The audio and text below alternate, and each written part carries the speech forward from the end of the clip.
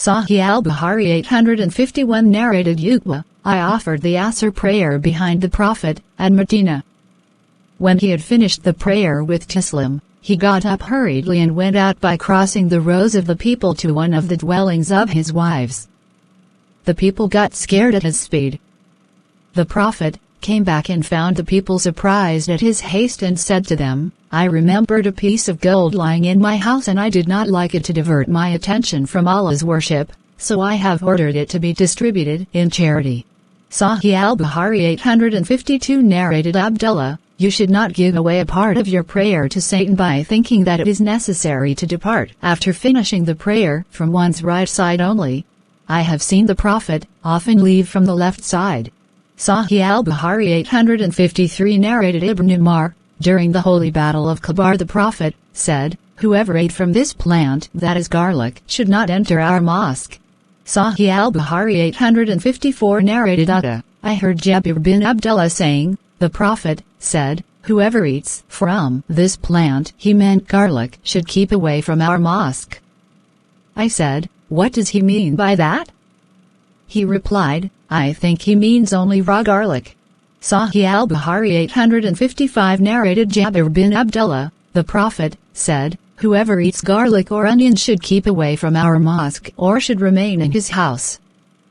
Jabir bin Abdullah, in another narration said, once a big pot containing cooked vegetables was brought.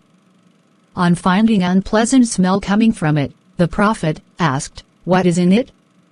He was told all the names of the vegetables that were in it. The Prophet ordered that it should be brought near to some of his companions who were with him. When the Prophet saw it, he disliked to eat it and said, eat. I don't eat, for I converse with those whom you don't converse with, that is the angels.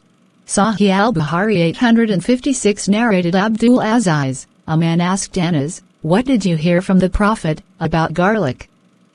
He said, the Prophet said, whoever has eaten this plant should neither come near us nor pray with us. Sahieh Eal-Bukhari 857 narrated Sulaiman ash-Shaybani, I heard ash-Shubai saying, a person who was accompanying the Prophet passed by a grave that was separated from the other graves told me that the Prophet once led the people in the funeral prayer and the people had aligned behind him. I said, O Abu Amr, who told you about it? He said, Ibn Abbas.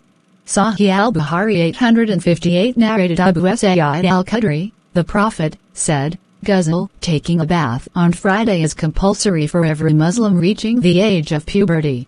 Sahieh Eal-Bukhari 859 narrated Ibn Abbas, one night I slept at the house of my aunt Maimuna and the Prophet slept too. He got up for prayer in the last hours of the night and performed a light ablution from a hanging leather skin. Amr, the sub-narrator, described that the ablution was very light. Then he stood up for prayer and I got up too and performed the ablution in the same way and joined him on his left side. He pulled me to the right and prayed as much as Allah will. Then he lay down and slept and I heard his breath sounds till the muezzin came to him to inform him about the Fajr prayer. He left with him for the prayer and prayed without repeating the ablution. Sufyan the sub-narrator said, we said to Amr, some people say, the eyes of the Prophet sleep but his heart never sleeps. Amr said, Ubay bin Umar said, the dreams of the prophets are divine inspirations. Then he recited, O my son, I have seen a dream that I was slaughtering you, offering you in sacrifice. 37.102 Sahieh Eal-Bukhari 860 narrated Anas bin Malik, my grandmother Mulaika invited Allah's Messenger for a meal which she had prepared specially for him. He ate some of it and said, get up. I shall lead you in the prayer.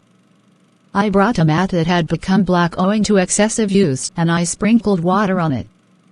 Allah's Messenger stood on it and prayed 2 rakat, and the orphan was with me in the first row, and the old lady stood behind us.